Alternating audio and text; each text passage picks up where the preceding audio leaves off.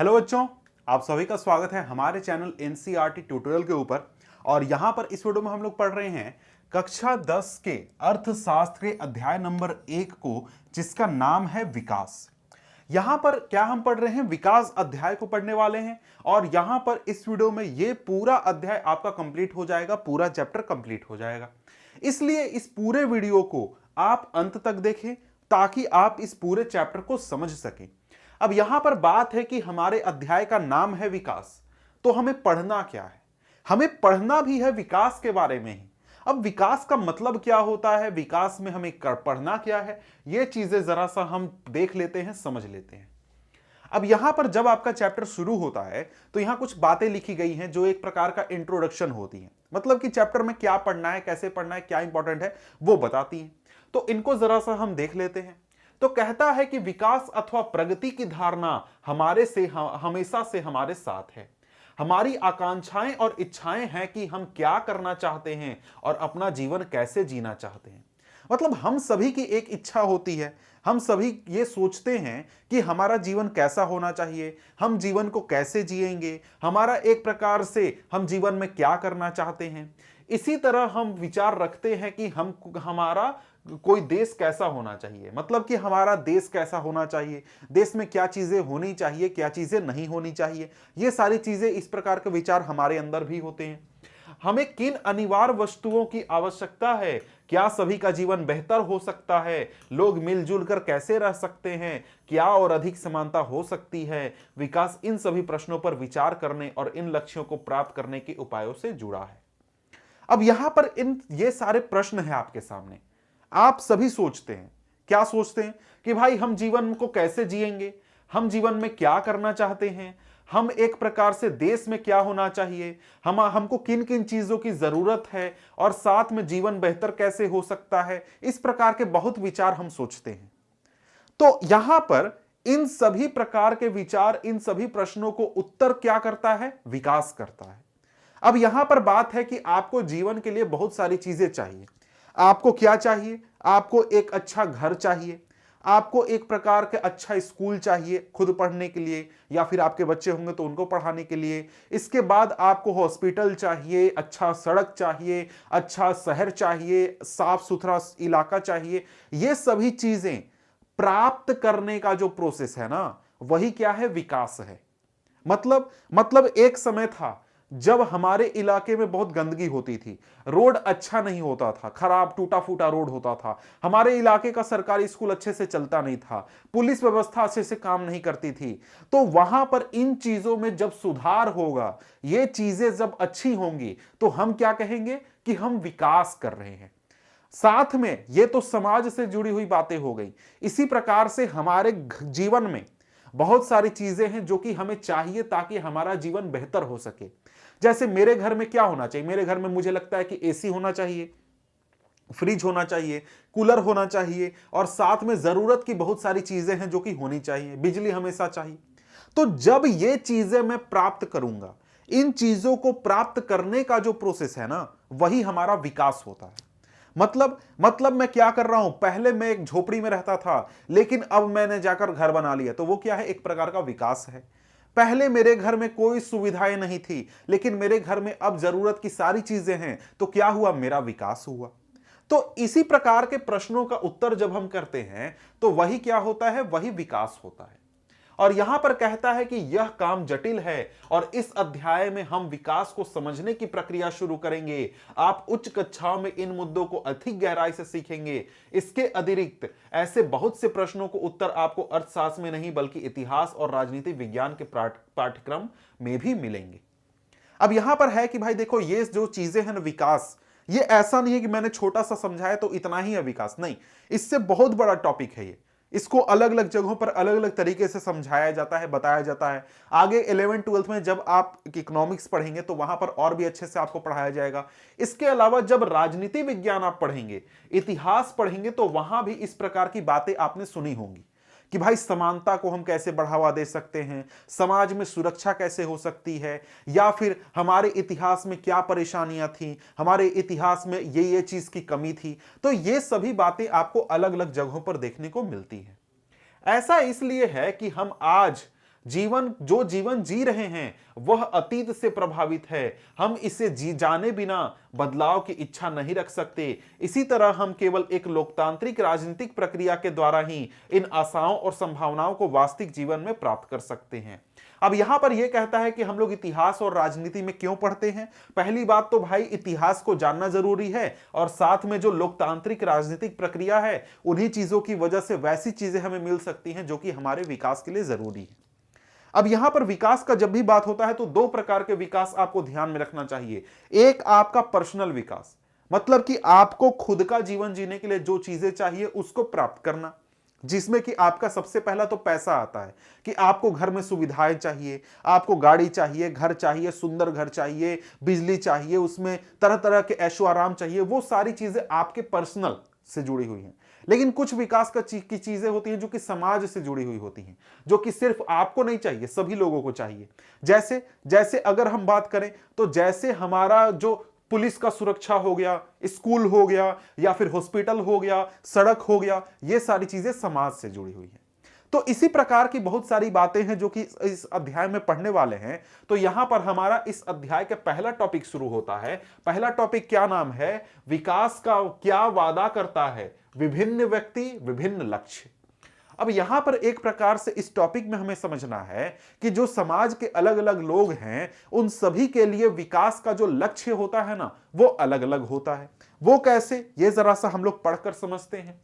तो यहां पर अगर हम देखें तो यहां पर क्या कहता है कि हम यह कल्पना करने का प्रयास करें कि तालिका 1.1 में दी गई सूची के अनुसार लोगों के लिए विकास का क्या अर्थ हो सकता है, उनकी क्या आकांक्षाएं हैं। आप देखेंगे कि कुछ स्तंभ अधूरे भरे हुए हैं, इसको आपको खुद से भरना है।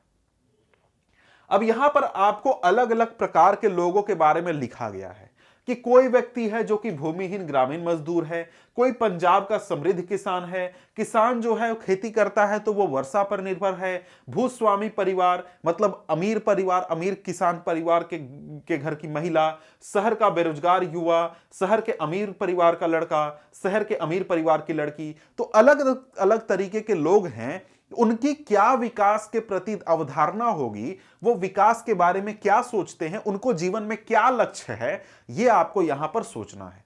या फिर 2-3 बताए गए हैं, बाकी खुद से सोचकर भरना है। जैसे सबसे पहले कहता है भूमिहीन ग्रामीण मजदूर। कोई गांव का व्यक्ति है जिसके पास कोई भी जमीन नहीं है, वो मजदूरी करता है और मजदूरी करके अपनी जरूरतों को पूरा करता है। उसके लिए विकास का लक्ष्य क्या है, उसके लिए जीवन में क्या चीज है जो कि होनी चाहिए। तो यहां पर कहता है कि जो भूमिहीन ग्रामीण मजदूर होगा उसके जीवन का लक्ष्य या फिर उसके हिसाब से विकास क्या होगा? काम करने के अधिक दिन और बेहतर मजदूरी। सोचिए कि उसका लक्ष्य क्या है कि वो काम चाहता है कि उसको साल में ज्यादा से ज्यादा दिन मिले और उसको मजदूरी ज्यादा मिले। ये उसके विकास का लक्ष्य है। और भी लक्ष्य हैं, जैसे स्थानीय स्कूल उनके बच्चों को उत्तम शिक्षा प्रदान करने में सक्षम हो, यानी जो उसके घर के पास का सरकारी स्कूल है या फिर जो भी स्कूल में वो पढ़ाता है वहां पर उसके बच्चों को अच्छी से अच्छी शिक्षा मिले। ठीक है, कोई सामाजिक भेदभाव नहीं हो और गांव में वे भी नेता बन सकते हैं। अब यह व्यक्ति सोचता है कि उसको किसी प्रकार का सामाजिक भेदभाव का सामना ना करना पड़े और गांव में वो चाहे तो नेता भी बन सकता है। ये उसके विकास के लक्ष्य हैं, उसको जीवन में ये सारी चीजें चाहिए। आगे एक पंजाब का समृद्ध किसान है। समृद्ध किसान मतलब कि उसके पास जमीन भी है, अच्छी उसकी आमदनी भी है और खेती वगैरह सब चीज से संपन्न है, उसको पैसे की कमी नहीं है।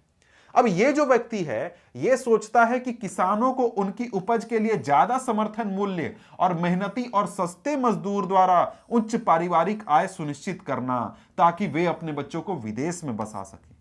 अब ये जो अमीर किसान है, समृद्ध किसान है, ये अपने खेतों में मजदूरों को काम करवाता है, इस प्रकार के मजदूरों को काम करवाता है। तो यह चाहता है कि जो किसान है ना उनको ज्यादा समर्थन मूल्य मिले और साथ में जो मजदूर मिले काम करने वाले ना वो मेहनती हो लेकिन वो कम कीमत पर कम वेतन पर काम करें। सोचिए, यह मजदूर बोल रहा है कि हमको ज्यादा वेतन चाहिए और यह बोल रहा है कि भाई हमको मजदूर को कम वेतन देना पड़े। तो दोनों के लिए अलग अलग प्रकार के विकास के लक्ष्य हैं। इसी प्रकार से एक किसान है जो कि वर्षा के ऊपर निर्भर होता है खेती के लिए।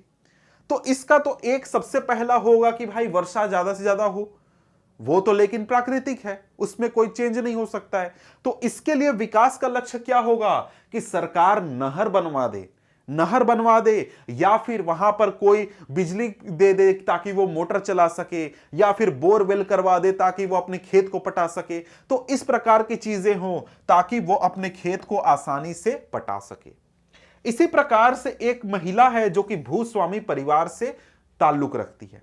भूस्वामी परिवार से ताल्लुक रखने का मतलब क्या, मतलब वो एक प्रकार से क्या है, वो एक प्रकार से अमीर परिवार से आती है, अमीर किसान परिवार से आती है। तो इस परिवार की जो ग्रामीण महिला होगी वो क्या चाहेगी, उसके मन में क्या विचार होंगे। तो ये महिला हो सकती है कि चाहती हो कि इसको आजादी मिले, इसको बाहर जाने की छूट मिले, या फिर ये और भी चीजें करना चाहती है। ठीक है, इसी प्रकार से एक शहर का बेरोजगार युवक है। बेरोजगार युवक क्या चाहेगा, क्या उसको वेतन बेहतर मजदूरी चाहिए? नहीं। क्या उसको ज्यादा समर्थन मूल्य चाहिए? उसको कोई फर्क नहीं पड़ता है।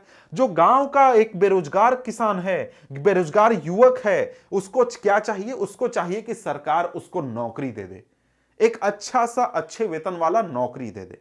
ठीक है, इसी प्रकार से शहर के अमीर परिवार का लड़का क्या चाहेगा? अमीर परिवार का लड़का चाहेगा कि उसको आजादी हो, उसको परिवार के जो भी टेंशन है उसको ना लेना पड़े, वो मस्ती से घूम फिर सके, जितनी रात चाहे जितने रात देर रात तक वो घूम सके, इस प्रकार के उसके विचार होंगे। या फिर वो चाहेगा कि मैं विदेश चला जाऊं, कहीं घूमने चला जाऊं, कहीं दूर जाकर बस जाऊं। इसी प्रकार से एक अमीर परिवार की लड़की होगी, वो क्या चाहेगी? वो चाहेगी कि जैसे उसके घर में लड़कों को आजादी मिलती है वैसे उसको भी आजादी मिले और वो अपने फैसले खुद से कर सके, जैसा कि उसके भाई या फिर उसके घर के मर्द कर सकते हैं। इसी प्रकार से नर्मदा घाटी का आदिवासी क्या चाहेगा? वो चाहेगा कि सरकार डैम बनाना बंद करे ताकि उसका जो जमीन है वो कहीं भी ना जाए, मतलब कि डैम में डूब ना जाए। तो मतलब यहां पर आपने क्या समझा? मतलब समझा कि जो अलग अलग लोग हैं, अलग अलग तरीके से जीवन जीते हैं, इनके लिए विकास का लक्ष्य जो होता है वो अलग अलग होता है। समझ गए? अब यहां पर आगे बढ़ें तो आगे यहां पर क्या कहता है? आगे यहां पर कहता है कि तालिका 1.1 को भरने के बाद आप इसका निरीक्षण करते हैं, क्या इन सभी लोगों की विकास की प्रगति के बारे में एक जैसा विचार है? जी नहीं, सभी लोगों के अलग अलग विचार हैं। संभवतः नहीं, इसमें से हर एक अलग अलग चीजें पाना चाहता है। वे ऐसी चीजें चाहते हैं जो उनके लिए सर्वाधिक महत्वपूर्ण है। मतलब सभी लोगों के लिए विकास का क्या मतलब होता है कि वो अपने लिए जो सबसे महत्वपूर्ण चीज है उसको वो प्राप्त करना चाहते हैं, अर्थात वे चीजें जो उनकी आकांक्षाओं और इच्छाओं को पूरा कर सकें। वास्तव में कई बार दो व्यक्तियों या दो गुट ऐसी चीजें चाह सकते हैं जिनमें परस्पर विरोध हो सकता है। समझ गए? तो मतलब हमने जैसे ऊपर उदाहरण कौन सा देखा था? ऊपर उदाहरण देखा था एक समृद्ध किसान और एक भूमिहीन ग्रामीण मजदूर। दोनों के जो लक्ष्य हैं, दोनों के जो विकास के लक्ष्य हैं, एक दूसरे से बिल्कुल उल्टे हैं। एक चाहता है कि मुझे मजदूरों को कम वेतन देना पड़े, लेकिन मजदूर चाहता है कि मुझे ज्यादा वेतन मिले, मुझे ज्यादा काम करने का ज्यादा वेतन दिया जाए। ठीक है, अब यहां पर जैसे उदाहरण दिया है कि एक लड़की अपने भाई के समकक्ष आजादी और अवसर मिलने और भाई भी घर में कामकाज में हाथ बटाएगा की आशा रखती है। जो हमने अमीर परिवार की बात की थी कि कोई लड़की है, अच्छे घर की है, वो चाहेगी कि उसको आजादी दी जाए, वो अपने फैसले खुद ले सके और उसका भाई उसके घर के कामकाज में हाथ बटा दे, ये उसके लिए विकास का लक्ष्य होगा। लेकिन वहीं उसका भाई जो है उसको ये चीज पसंद नहीं होगा। वो एक प्रकार से चाहेगा कि उसकी बहन को उतनी आजादी ना हो, उसको घर में, उस लड़के को घर में कामकाज ना करना पड़े, कोई चीज की एक प्रकार से उसको टेंशन ना लेना पड़े। इसी तरीके से अधिक बिजली पाने के लिए उद्योगपति ज्यादा बांध चाहते हैं। उद्योगपति चाहेंगे कि भाई ज्यादा से ज्यादा बांध बना दिया जाए, लेकिन इससे जमीन जलमग्न हो सकती है और उन लोगों का जीवन अस्त व्यस्त हो सकता है जो बेघर हो जाएंगे, जैसे कि आदिवासी। मतलब उद्योगपति चाहेगा कि भाई ज्यादा से ज्यादा बिजली बने ताकि उसका उद्योग चल सके, या फिर शहर के लोग चाहेंगे कि भाई क्या हो, डैम बनाए सरकार ताकि हमको बिजली ज्यादा मिले। लेकिन जो एक गांव का व्यक्ति है जिसके इलाके में डैम बनना है, वो चाहेगा कि सरकार डैम नहीं बनाए क्योंकि डैम बनाने से उसका घर डूब जाएगा। समझ गए? तो यहां पर है कि ये वे इसका विरोध कर सकते हैं और हो सकता है कि वे अपने खेतों की सिंचाई के लिए केवल छोटे चेक बांध और तालाब पसंद करें। गांव का किसान चाहेगा कि सरकार क्या करे, छोटा चेक बांध बना दे और छोटा तालाब बना दे, जिससे कि वो अपने जमीन की खेती कर सके, ना कि बड़ा बड़ा बांध बनाए। ठीक है, तो अलग अलग लोगों की क्या है, अलग अलग एक प्रकार के विकास की अवधारणा है। तो यहां पर हमको दो बातें साफ हो जाती हैं। दो बातें क्या क्या हैं? एक, अलग अलग लोगों के विकास के लक्ष्य भिन्न हो सकते हैं। मतलब अलग अलग लोग क्या हैं, अलग अलग चीजें चाहेंगे जब भी वो विकास की बात करेंगे।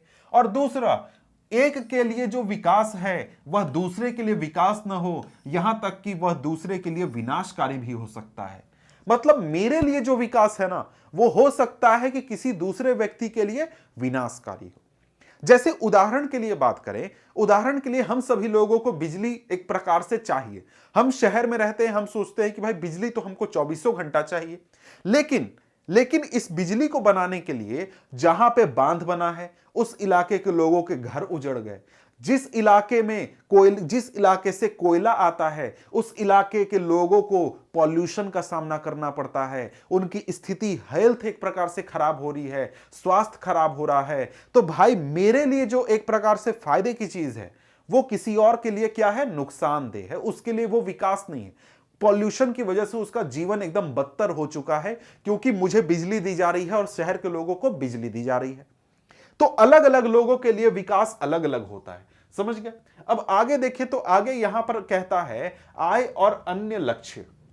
यहां पर क्या है, टॉपिक का नाम आय और अन्य लक्ष्य।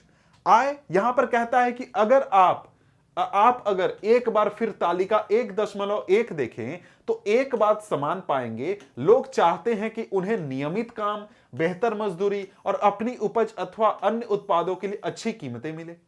यहां पर क्या है कि सभी लोग, जितने भी हमने 1.1 में जितने भी लोगों की बात की, जितने भी प्रकार के लोगों की, वो जब भी विकास की बात करते हैं तो वो चाहते हैं कि उनको काम ज्यादा से ज्यादा दिन मिले, उनको बेहतर मजदूरी मिले, अपनी उपज का अच्छा कीमत मिले, सरकार उनको नौकरी दे दे, पैसे दे दे। तो इसका सीधा मतलब क्या है, वो ज्यादा आय चाहते हैं।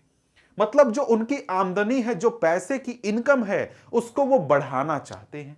ठीक है, किसी भी तरह से ज्यादा आय चाहने के अतिरिक्त लोग बराबरी का व्यवहार, स्वतंत्रता, सुरक्षा और दूसरों से आदर मिलने की भी इच्छा रखते हैं। अब यहां पर बात है कि लोग जो हैं वो चाहते हैं कि उनको ज्यादा आय मिले, लेकिन इसके अलावा लोग दूसरे चीज भी चाहते हैं। दूसरी चीज क्या चाहते हैं, वो चाहते हैं कि लोगों को बराबरी का अवसर मिले, एक प्रकार से बराबरी का व्यवहार मिले, स्वतंत्रता मिले, सुरक्षा मिले, दूसरों से आदर मिले। तो ये चीजें भी बहुत महत्वपूर्ण होती हैं, जो कि एक प्रकार का व्यक्ति जो है चाहता है। ठीक है, वे भेदभाव से अप्रसन्न होते हैं। ये सभी महत्वपूर्ण लक्ष्य हैं, बल्कि कुछ मामले में ये अधिक आय और अधिक उपभोग से अधिक महत्वपूर्ण हो सकते हैं।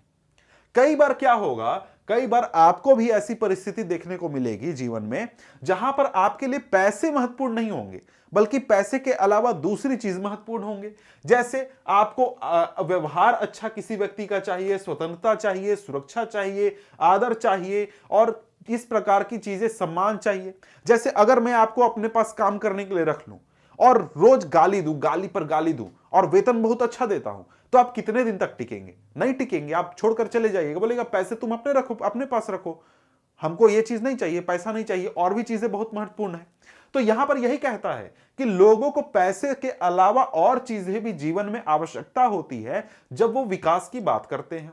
और उसका कारण क्या है कि ये चीजें कई बार आय से, पैसे से ज्यादा महत्वपूर्ण हो जाती हैं, क्योंकि जीने के लिए केवल भौतिक वस्तुएं ही पर्याप्त नहीं हैं। जीने के लिए केवल पैसा होना ही काफी नहीं है, बल्कि और भी चीजें जरूरी होती हैं।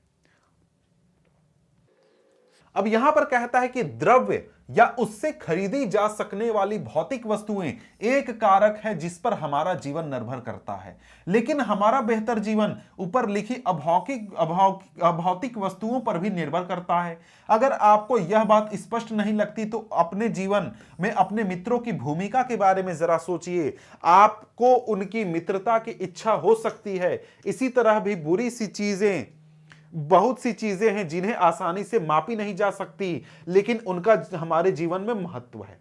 मतलब यहां पर अगर हम आय की बात करें तो आय से हमको कुछ वस्तुएं मिलती हैं।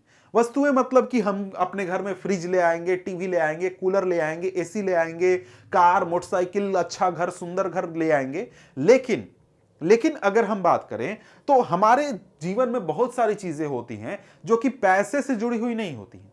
जैसे हमारे जीवन में मित्र होते हैं, दोस्त होते हैं, परिवार होता है, इसके अलावा हम कहीं घूमने जाते हैं तो हम खुश होते हैं। तो वो सारी चीजें पैसे से नहीं आती हैं। वो चीजें भी बहुत महत्वपूर्ण होती हैं अगर हम अपने जीवन को देखें या फिर जीवन को बेहतर बनाने की जब हम बात करते हैं। इसकी प्रायः उपेक्षा कर दी जाती है, लेकिन यह निष्कर्ष निकालना गलत होगा कि जिसे मापा नहीं जा सकता वो महत्व नहीं रखता।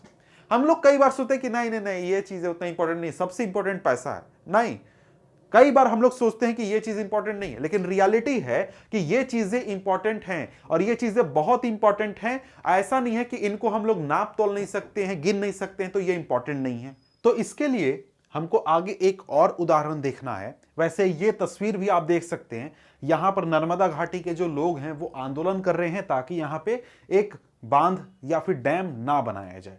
ठीक है, अब यहां पर उदाहरण क्या है जरा फिर देखिए।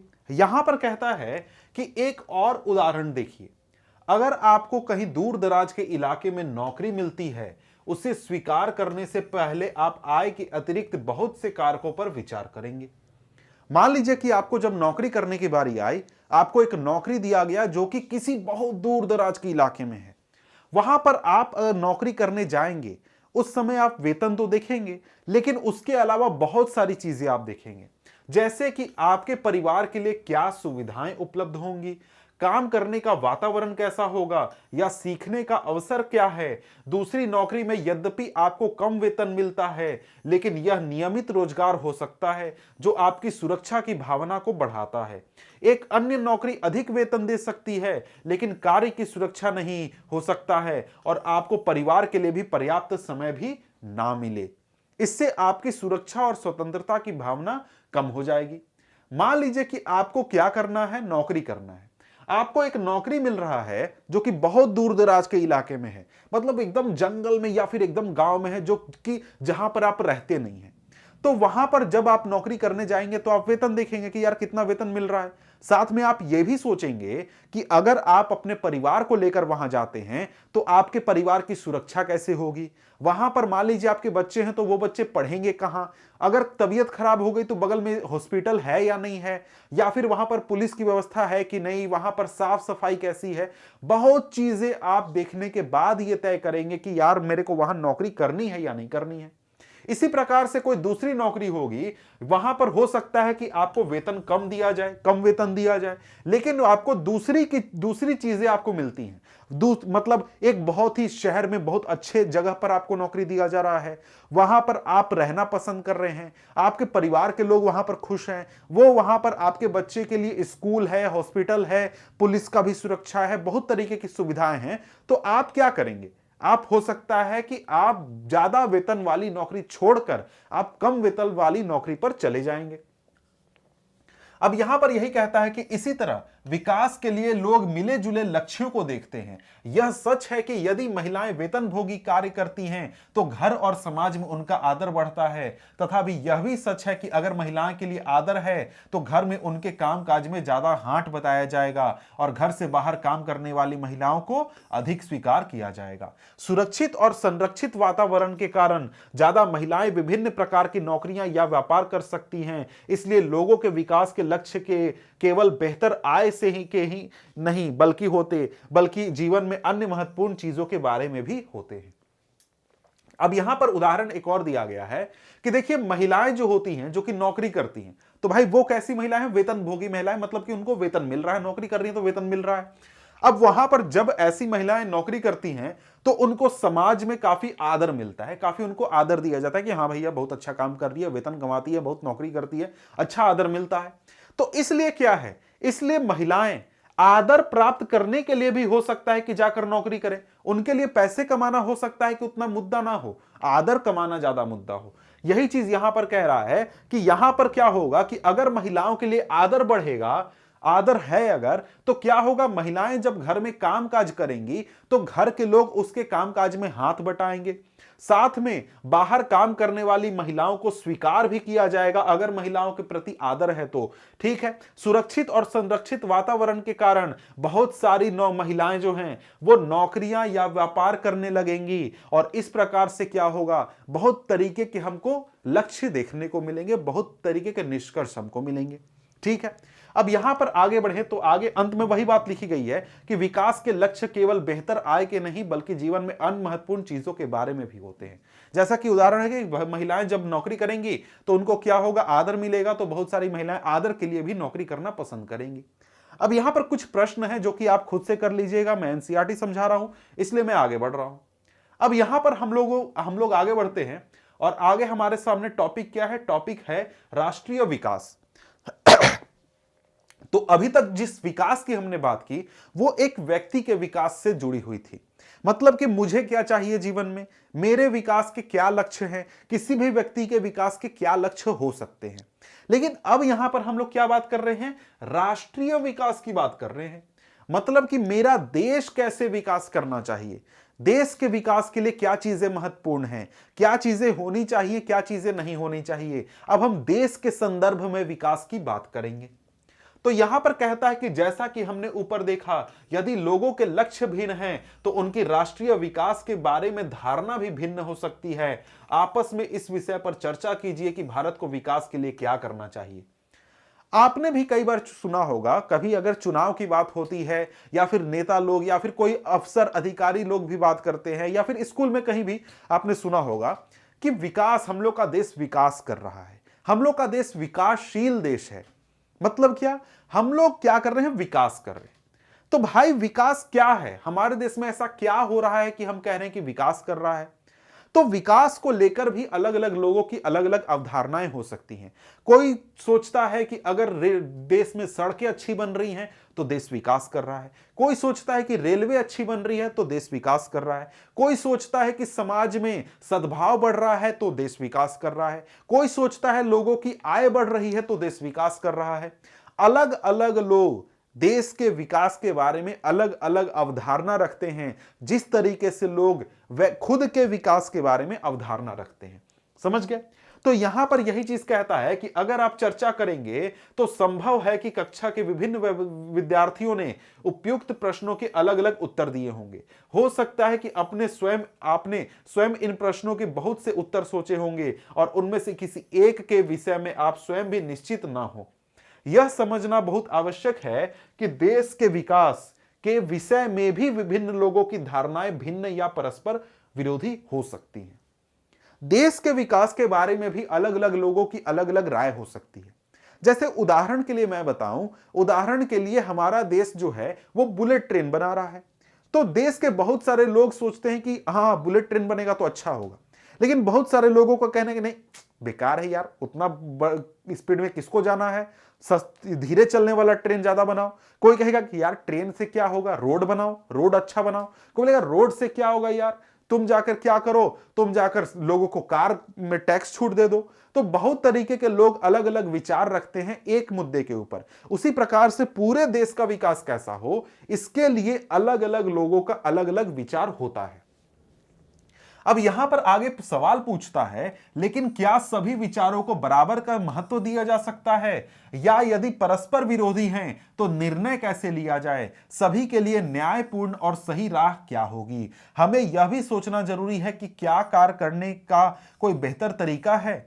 अब यहां पर देखें तो यहां पर एक चीज आपको समझना होगा कि जो हमने कहा कि अलग अलग लोगों के देश के विकास के प्रति अलग अलग धारणाएं हो सकती हैं, अलग अलग विचार हो सकते हैं कि देश का विकास कैसा होना चाहिए। लेकिन यहां पर हमें समझना होगा कि हम सभी का देश एक है। मेरा देश, आपका देश, या फिर जो भी ये वीडियो देख रहा है सबका देश एक है। हम सभी के विचार भले अलग हैं लेकिन देश एक है। इसलिए जिन लोगों को ये डिसीजन लेना है कि भाई देश का विकास कैसे किया जाए, वो लोग जो हैं वो इस तरीके के सभी विचारों पर गौर करते हैं और सभी विचारों पर गौर किया भी जाना चाहिए, क्योंकि यहां पर सभी तरीके के जो लोग हैं जिनका लक्ष्य अलग अलग है, विकास की धारणा अलग अलग है, सभी के साथ न्याय करना और सभी को साथ लेकर चलना बहुत महत्वपूर्ण होता है। यहां पर कहता है कि क्या इस विचार से बहुत से लोगों को लाभ होगा या नहीं, या कुछ को होगा, राष्ट्रीय विकास का अभिप्राय, इन सब प्रश्नों पर विचार करना है।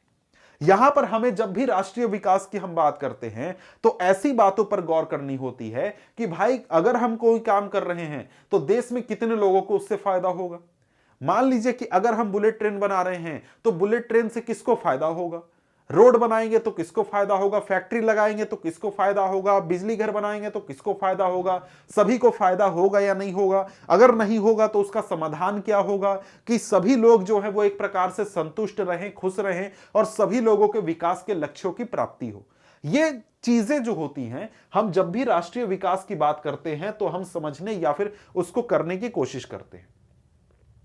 अब यहां पर एक उदाहरण दिया गया है जिससे आपको समझना है कि भाई राष्ट्रीय विकास किस प्रकार से काम करता है। तो यहां पर दिया है, आओ इन पर विचार करें। तो यहां पर एक तस्वीर दी गई है, तस्वीर में आप देख सकते हैं, तस्वीर में क्या देख रहे हैं, यहां पर आप देख रहे हैं कि एक बड़ा सा बिल्डिंग बना गया है और एक बगल में क्या है, झोपड़ी का एक पूरा सा समूह है, मतलब कि जो बस्ती होते हैं ना, झोपड़ी के बस्ती वैसे हैं। तो इस तस्वीर को आपको एक प्रकार से विकासात्मक लक्ष्य क्या होना चाहिए, मतलब कि एक ऐसा क्षेत्र जहां पर ऐसा बड़ा बिल्डिंग भी है और इस प्रकार की बस्ती भी है, इस प्रकार के क्षेत्र का क्या विकास का लक्ष्य होना चाहिए, यह आप खुद से सोचिए और उत्तर दीजिए। इसी प्रकार से एक और उदाहरण यहां पर दिया गया है, उदाहरण दिया गया है एक अखबार की रिपोर्ट का।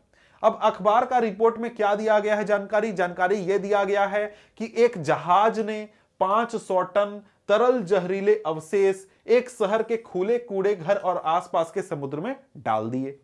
यह अफ्रीकी देश आइवरी कोस्ट में अदिबजान शहर में हुआ। इस खतरनाक जहरीले अवशेषों से निकलने वाले धुएं से लोगों का जी मितलाना, चमड़ी पर ददोरे पड़ना, बेहोश होना, दस्त लगना, इस प्रकार की शिकायतें की। 1 महीने बाद 7 लोग मर गए, 20 अस्पताल में भर्ती हुए और विषाक्तता के कारण 26,000 लोगों का इलाज किया गया। पेट्रोल और धातुओं से संबंधित एक बहुराष्ट्रीय कंपनी ने आइवरी कोस्ट की एक स्थानीय कंपनी को अपनी जहाज से जहरीले पदार्थ फेंकने का ठेका दिया था। तो यहां पर यह एक प्रकार का कुछ काम किया गया। तो इस काम से फायदा किसको हुआ, देश को हुआ या कुछ लोगों को हुआ या कुछ कंपनियों को हुआ या फिर कुछ जो एक प्रकार से सिर्फ अपना फायदा देखते थे उनको हुआ। तो क्या इस प्रकार के काम देश विकास में होने चाहिए? जी नहीं। तो यहां पर इस प्रकार के देश का विकास का लक्ष्य क्या होना चाहिए, यह भी आपको सोचना है, यह बताना है। इसी प्रकार से एक और प्रश्न पूछता है कि आपके गांव या शहर का, स्थानीय इलाके का विकास का लक्ष्य क्या होना चाहिए। अब यहां पर देखें तो यहां पर एक चीज आपको समझनी होगी कि आप अगर अपने गांव में देखें तो आपके गांव के लोग से पूछेगा कि आपके गांव में विकास का मतलब क्या है, तो गांव के लोग बोलेंगे यार मेरे गांव में हॉस्पिटल बन जाए, स्कूल अच्छा से चले, स्कूल अच्छा से चले, साथ में क्या हो, साथ में एक प्रकार से हम जो हैं, हमारे गांव में जो लोग हैं, बूढ़े लोग हैं, उनको पेंशन दिया जाए, जो विधवाएं हैं उनको पेंशन मिले, जो एक प्रकार से दिव्यांग हैं उनको पेंशन मिले। इस प्रकार की चीजें गांव के लोग बात करेंगे अपने विकास के बारे में। आप शहर में आएंगे, शहर के लोग बोलेंगे यार मेरे इलाके में साफ सफाई करवा दो, स्कूल सरकारी अच्छा चलवा दो, साथ में तुम हॉस्पिटल बनवा दो। इस प्रकार की चीजें विकास की बात हो जाएंगी। तो यहां पर अगर हम आगे बढ़ें तो आगे यहां पर अब हमारे सामने टॉपिक है विभिन्न देशों या राज्यों की तुलना कैसे की जाए।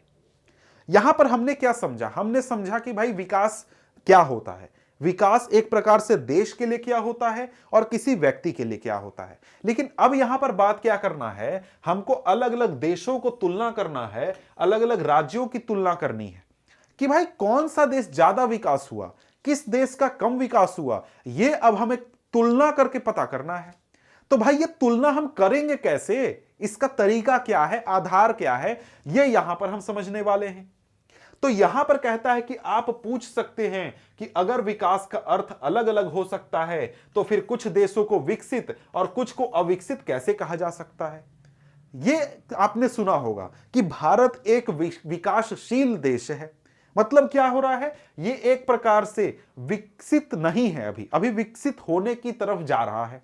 लेकिन अमेरिका एक विकसित देश है। तो ये हमने क्या आधार चुना, किस आधार पर कहा कि भाई अमेरिका विकसित है और हमारा देश अविकसित है अभी? क्योंकि हमने अभी तो पढ़ा कि भाई विकास के अलग अलग लक्ष्य हो सकते हैं। अमेरिका के देश के लोगों का लक्ष्य अलग है, हमारा लक्ष्य अलग है। तो वो देश विकसित कैसे, हम अविकसित कैसे? तो यहां पर क्या है, यहां पर जो लोग हैं या फिर जो एक प्रकार से जो इस काम को करते हैं, उन्होंने कुछ नए पैमाने, मतलब कुछ एक फिक्स पैमाने बनाए हैं जिसके आधार पर यह तुलना की जाती है। जब हम भिन्न भिन्न चीजों की तुलना करते हैं तो उसमें समानताएं और अंतर दोनों हो सकते हैं। हम इनकी तुलना करने के लिए किन पहलुओं का प्रयोग करते हैं, कक्षा में विद्यार्थियों को ही देखते हैं। मतलब यहां पर क्या हुआ, मतलब कहा जा रहा है कि देखिए, जब हम अलग अलग चीजों को आपस में तुलना या फिर कंपेयर करने की कोशिश करते हैं तो उसमें हो सकता है कि कुछ चीजें सेम हो, कुछ चीजें अलग अलग भी हो। तो यहां पर इसको हम तुलना करेंगे कैसे? जैसे कि हम देश देखें तो अलग अलग देश हैं, उसमें लोग अलग अलग हैं, उनके एक प्रकार से जरूरतें अलग अलग हैं, इच्छा अलग अलग है। तो उनको हम कंपेयर कैसे करेंगे, तुलना कैसे करेंगे? तो यहां पर उदाहरण आपको लिया गया है विद्यार्थियों का। विद्यार्थियों के तुलना से भी आप समझ सकते हैं। कहता है कि हम विभिन्न विद्यार्थियों की तुलना कैसे कर सकते हैं। आपके क्लास में बहुत सारे बच्चे हैं, अलग अलग प्रकार के बच्चे हैं, तो उनका तुलना हम लोग कैसे करते हैं? सभी बच्चों में ऊंचाई का अंतर है, स्वास्थ्य का अंतर है, प्रतिभा का अंतर है, रुचि का अंतर है, सभी प्रकार से अंतर है। किसी का हाइट कम है, ज्यादा है, कोई मोटा है, पतला है, कोई एक तेज है पढ़ने में, कोई पढ़ने में कमजोर है। इसके अलावा कोई जो है क्रिकेट अच्छा खेलता है, कोई ने अच्छा नहीं खेलता है, कोई जो है अलग अलग चीजों को करना पसंद करता है।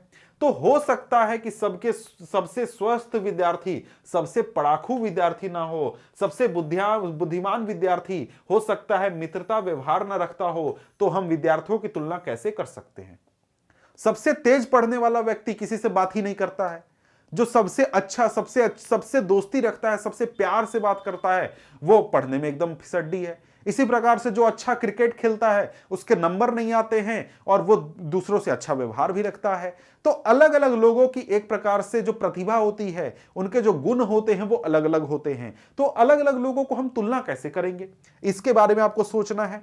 तो यहां पर आगे कहता है कि हम जो मापदंड प्रयोग करेंगे वह तुलना के उद्देश्य पर निर्भर करेगा। यहां पर बात है कि हम तुलना क्यों करना चाहते हैं, किस कारण से करना चाहते हैं, यह एक प्रकार से बहुत महत्वपूर्ण होता है। क्योंकि हम जिस कारण से तुलना करना चाहेंगे उस तरीके का हम मापदंड लेंगे। जैसे अगर हम देखें, खेलकूद टीम, वाद विवाद टीम, संगीत टीम या पिकनिक के लिए टीम, सबके चयन के लिए अलग अलग मापदंड होंगे। अगर आपके स्कूल से क्रिकेट टीम चुना जाएगा ना, तो वहां पे बच्चों का नंबर नहीं देखा जाएगा। अगर वहां पे फुटबॉल टीम चुना जाएगा तो वहां पे आपके बच्चों का नंबर या फिर क्रिकेट कैसा खेलते हैं नहीं देखा जाएगा। अगर आपके स्कूल में कोई इवेंट करना है, जैसे कोई फंक्शन है, एनुअल फंक्शन है, उसके लिए टीम बनाया जाएगा ना, तो वहां पे आप कितना नंबर लाते हैं नहीं देखा जाएगा, क्रिकेट कैसा खेलते हैं नहीं देखा जाएगा। हर तरीके के काम के लिए, हर टारगेट के लिए अलग अलग प्रकार के मापदंड होते हैं। समझ गए? फिर भी अगर हमें किसी उद्देश्य से कक्षा के विद्यार्थियों की सर्वांगीण प्रगति के बारे में मानक चाहिए, तो हम उसे कैसे चुनेंगे? ये तो भाई हो गया कि अलग अलग काम के लिए अलग अलग प्रकार की हम तुलना करते हैं। लेकिन अगर एक चाहिए कि यार सबसे अच्छा बच्चा कौन है क्लास का, ये बताओ, ये सब छोड़ो, अलग अलग काम के लिए सबसे अच्छा बच्चा कौन है, उसके लिए कोई एक मानक हम रखते हैं जो कि सबको एक प्रकार से फॉलो करता है, मानता है। अब यहां पर आगे कहता है कि सामान्यतः हम व्यक्तियों की एक या दो महत्वपूर्ण विशिष्टताएं लेकर उनके आधार पर तुलना करते हैं।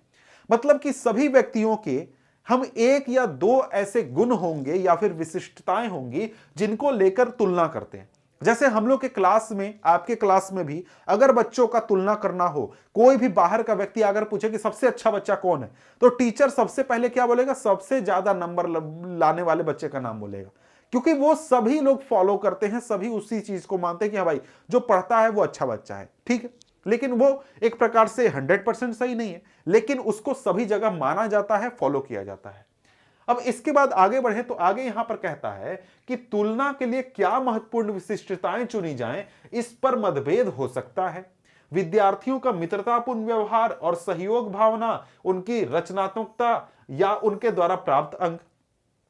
हमारे पास बच्चों के अलग अलग गुण हैं, उनमें से कौन सा ऐसा गुण है जिस पर सभी लोग राजी हों और सभी बच्चों का एक प्रकार से तुलना किया जाए। कई गुण हो सकते हैं, जैसे मित्रतापूर्ण व्यवहार है या नहीं है, सहयोग भावना है या नहीं है, रचनात्मकता है या नहीं है, उन्होंने अंक कितना प्राप्त किया, यह भी तुलना का तरीका हो सकता है। यही बात विकास पर भी लागू होती है। जिस प्रकार से आपके क्लास में अलग अलग बच्चों को तुलना करने के लिए अलग अलग गुण हो सकते हैं, विशिष्टताएं हो सकती हैं, उसी प्रकार से जो विकास होता है उसमें भी अलग अलग प्रकार के मानक हो सकते हैं। देशों की तुलना करने के लिए उनकी आय सबसे महत्वपूर्ण विशिष्टता समझी जाती है। जैसे क्लास में बच्चों को तुलना करने के लिए सबसे पहले क्या देखा जाएगा? सबसे पहले बच्चों के अंक देखे जाएंगे, नंबर देखे जाएंगे। उसी प्रकार से अगर हमें देखना है, अगर हमें देशों की तुलना करनी है, देशों के विकासशील विकसित होने की तुलना करनी है, तो हम क्या देखेंगे? उन देशों की आय देखेंगे। ठीक है, जिन देशों की आय अधिक है उन्हें कम आय वाले देशों से अधिक विकसित समझा जाता है। जिस भी देश का आय ज्यादा है, जिस भी देश की आमदनी ज्यादा है, उस देश को कम आय वाले देशों से ज्यादा विकसित समझा जाता है। यह इस समझ पर आधारित है कि अधिक आय का अर्थ है मानवीय आवश्यकताओं की सभी वस्तुओं का अधिक होना। मतलब यहां पर यह समझा जाता है या माना जाता है कि अगर मेरे देश में आय ज्यादा है, मतलब मेरे देश के जो सभी लोग हैं वो मानवीय जरूरत की जितनी भी चीजें हैं वो आसानी से प्राप्त कर सकते हैं। जैसे अगर मेरे इलाके का, मेरे मोहल्ले का आय ज्यादा है, मतलब क्या? लोगों की आमदनी ज्यादा है। आमदनी ज्यादा है तो वो जरूरत की सारी चीजें खरीद सकते हैं। वो टीवी, फ्रिज, कूलर, अच्छा घर, अच्छा बेड, अच्छा बिजली का व्यवस्था, अपने घर में बच्चों के स्वास्थ्य की सुविधा, सब चीज अपने दम पर, अपनी आमदनी के दम पर कर सकते हैं। जो भी लोगों को पसंद है, जो उनके पास होना चाहिए, वे उन सभी वस्तुओं को अधिक आय के द्वारा प्राप्त कर पाएंगे। जैसे मुझे कार पसंद है तो मैं जाकर तुरंत कार खरीद लूंगा। मुझे बढ़िया वाला मोटरसाइकिल पसंद है, मैं तुरंत जाकर मोटरसाइकिल खरीद लूंगा। कब? जब मेरी आय ज्यादा होगी, मेरी आमदनी ज्यादा होगी। इसलिए आय जो है, आमदनी जो है, वो एक प्रकार का मानक है जो कि सबसे ज्यादा महत्व दिया जाता है देशों को तुलना करने के लिए। इसलिए ज्यादा आय अपने आप में एक महत्वपूर्ण लक्ष्य समझा जाता है। इसीलिए जब भी आपके आसपास के लोग बात करते हैं तो ज्यादा वेतन पाने की बात करते हैं और अच्छी आमदनी होने की बात करते हैं, क्योंकि अच्छी आमदनी होने का मतलब है कि आप अपने जरूरत की चीजें, जो भी आपको पसंद है, जो भी आपको इच्छा है, आप अपनी मर्जी से उसे प्राप्त कर सकते हैं बिना किसी तकलीफ के। यहां पर आगे कहता है कि अब एक देश की आय क्या है? भाई हमको मेरा आय तो पता है कि मेरा आय हो सकता है, आपकी आय हो सकती है। देश का आय क्या होता है? अंतर्दृष्टि से किसी देश की आय उस देश के सभी निवासियों की आय है। इससे हमें देश की कुल आय का ज्ञात होता है। देश की आय का मतलब देश में जितने भी लोग रहते हैं उन सभी का आय अगर मिला दिया जाए तो वही क्या होगा? देश का आय होगा। ठीक है, अब यहां पर आगे देखें तो आगे यहां पर कहता है, लेकिन देशों के बीच तुलना करने के लिए कुल आय इतना उपयुक्त माप नहीं है, क्योंकि देशों की जनसंख्या अलग अलग होती है। कुल आय की तुलना करने से हमें यह ज्ञात नहीं होता कि औसत व्यक्ति क्या कमा सकता है। क्या एक देश के लोग दूसरे देशों के लोगों से बेहतर हैं, इसलिए हम औसत आय की तुलना करते हैं? मतलब क्या हुआ? मतलब हुआ कि भाई यहां पर अगर हम देश की आय तुलना करें तो वो सही मानक नहीं है। क्यों नहीं है? क्योंकि हो सकता है कि एक देश में 100 लोग रहते हो और इस देश की आमदनी कितनी हो? 100। सभी लोगों की कुल मिलाकर आमदनी है 100 रुपए। लेकिन एक देश में 10 लोग रहते हैं और यहां पर एक प्रकार से जो आमदनी है लोगों की वो 90 रुपए है कुल मिलाकर। तो यहां पर एक व्यक्ति की आमदनी कितनी हो गई? 1 रुपए। यहां पर एक व्यक्ति की आमदनी कितनी हो गई? 9 रुपए। तो बताइए, अगर हम केवल देश की आय देखेंगे तो हमको लगेगा कि यार ये वाला देश अच्छा है। तो यहां पर हमको क्यों? क्योंकि यहां पर जनसंख्या ज्यादा है, तो प्रति व्यक्ति आय यहां पर कम है। तो हमको ये मानक जो है, देश का आय मानक सही नहीं है। हमको क्या मानना चाहिए या क्या माना जाता है? वो है औसत आय। औसत आय माना जाता है। औसत आय का मतलब कि देश की कुल आय डिवाइडेड बाय जितने भी लोग हैं, कि एक आम आदमी एवरेज औसत कितना कमाता है। ये आपका यही है औसत आय। उसमें हम क्या करते हैं, कुल आय में से जनसंख्या से डिवाइड कर देते हैं, हमको औसत आय मिल जाता है। औसत आय क्यों माना जाता है, ये आप समझ गए कि अलग अलग जनसंख्या वाले देशों की हम आसानी से एक प्रकार से तुलना कर सकते हैं कि दोनों देशों का व्यक्ति का जो आय है उसमें कितना अंतर है, ये हमको पता चल जाएगा। ठीक है, अब यहां पर आगे देखें तो यहां पर कहता है कि औसत आय की हम तुलना करते हैं, जो कि देश की कुल आय को कुल जनसंख्या से भाग देकर निकाली जाती है। औसत आय को प्रति व्यक्ति आय भी कहा जाता है। प्रति व्यक्ति आय क्यों, मतलब कि एक व्यक्ति की आय कितनी है, यही हमारा हो गया क्या, प्रति व्यक्ति आय या फिर औसत आय। जैसे अगर हम भारत की देखें तो भारत में आबादी कितनी है, भारत में आबादी करीब 135 करोड़ है। और वहीं पर अगर हम अमेरिका के देखें तो करीब 33 करोड़ है, 33 करोड़। ठीक है, तो यहां पर अलग अलग आबादी है लोगों की और इनकी आय भी अलग अलग है। अब इन दोनों की आय कितनी मुझे एग्जैक्टली याद नहीं है, इसलिए मैं लिख नहीं रहा हूं, लेकिन यहां पर देखिए अगर इनकी आय जो है हम देश के हिसाब से देखेंगे तो हमें भारत का हो सकता है ज्यादा मिले क्योंकि आबादी बहुत ज्यादा है, लेकिन अमेरिका में आबादी कम है। लेकिन यहां पर अगर हम प्रति व्यक्ति आय देखेंगे ना तो हमें अंतर पता चल जाएगा कि दोनों देशों के लोग जो हैं, एक आम आदमी दोनों देशों में कितना कमाता है, यह हमें पता चल जाएगा। अब यहां पर आगे देखें तो आगे यहां पर क्या कहता है, विश्व बैंक की विश्व विकास रिपोर्ट, विश्व बैंक की विश्व विकास रिपोर्ट के अनुसार देशों का वर्गीकरण करने में इस मापदंड का प्रयोग किया गया है। वे देश जिनकी 2017 में प्रति व्यक्ति आय 12,056 प्रति वर्ष या उससे अधिक है, उसे समृद्ध देश, या देश जिनकी प्रति व्यक्ति आय $995 प्रति वर्ष या उससे कम है, उन्हें निम्न आय वाला देश कहा गया है। भारत मध्य आय वर्ग के देशों में आता है क्योंकि उसकी प्रति व्यक्ति आय 2017 में केवल 1820 प्रति वर्ष थी, $1820 प्रति वर्ष थी। समृद्ध देश, जिनमें मध्य पूर्व के देश, कुछ अन्य छोटे देश शामिल नहीं है, को आमतौर पर विकसित देश समझा जाता है। अब यहां पर क्या समझा हमने समझा कि औसत आय या फिर प्रति व्यक्ति आय के आधार पर देशों का वर्गीकरण किया गया है तीन हिस्से में। पहला हिस्सा कौन सा, विकसित देश। विकसित देश किसे हम कहते हैं, विकसित देश वैसे देशों को कहते हैं जिनका प्रति व्यक्ति आय $12,056 यूएस डॉलर, अमेरिकी डॉलर से ज्यादा है। $12,056 अमेरिकी डॉलर प्रति वर्ष से ज्यादा है। अब इसको आप फिलहाल में 82.95 से गुना कर लेंगे तो आपको रुपया में यह नंबर मिल जाएगा। ठीक है, तो इतना से अगर कोई देश का प्रति व्यक्ति आय ज्यादा है तो वो क्या है, विकसित देश है। और अगर $995 प्रति वर्ष से किसी देश की आय कम है तो वो देश गरीब देश माना जाता है। लेकिन हमारा देश इन दोनों के बीच में आता है, मध्य आय वाला देश में आता है, क्योंकि 2017 में हमारे देश का प्रति व्यक्ति आय था $1820 प्रति वर्ष। कितना, $1820 प्रति वर्ष। यह भारत का था प्रति व्यक्ति आय। अमेरिका का मेरे अंदाज से करीब 55,000 के आसपास है, $55,000 प्रति वर्ष। ये अंदाज पर मैं कह रहा हूं, थोड़ा सा ऊपर नीचे होगा लेकिन लगभग इतना ही है। ठीक है, सोचिए कि भारत में प्रति व्यक्ति आय कितना है और अमेरिका में प्रति व्यक्ति आय कितना है, देख लीजिए अंतर। तो अमेरिका को क्या माना जाएगा, विकसित देश माना जाएगा। हमारा देश अभी विकासशील देश है, मध्य आय वाला देश है, मध्य प्रति व्यक्ति आय वाला देश है। ये सारी चीजें जो बातें थी वो आप समझ गए।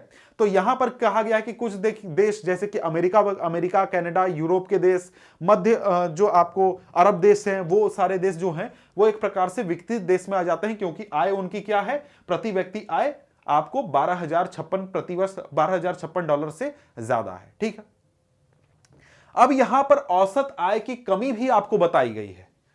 औसत आय, हमने कहा कि औसत आय के आधार पर हम तुलना करते हैं, लेकिन उसकी कमी भी यहां पर आपको बताई गई है। कमी क्या है यह जरा सा देख लेते हैं। यद्यपि औसत आय तुलना के लिए उपयोगी है, फिर भी यह असमानताएं छुपा देता है। औसत आय जो है उसका हम इस्तेमाल तुलना करने के लिए तो करते हैं, देशों को तुलना करने के लिए, लेकिन जो औसत आय की परेशानी है कि औसत आय देश के अंदर कितनी असमानता है इसको छुपा देता है। उससे हमें यह नहीं पता चलता कि देश में अमीर कितने हैं, गरीब कितने हैं, या फिर लोगों के बीच में अमीरी गरीबी का फर्क कितना है, यह नहीं पता चल पाता। जैसे यहां पर हमको उदाहरण दिया गया है, लंबा चौड़ा है, आप इसको पढ़ लीजिएगा, मतलब जो मेन पॉइंट है वो मैं आपको समझा देता हूं। यहां पर दो देश हैं जिनकी तुलना की गई है। एक देश है जिसमें लोगों की आमदनी है, 5 लोगों की आमदनी 9500, 10,500, 9,800, 10,000 और 10,200 है, यह आमदनी। और दूसरा देश है जहां पर लोगों की आमदनी है 500, 500, 500, 500 और 48,000। यह कुल मिलाकर कितना हो गया? यह कुल मिलाकर हो गया 50,000।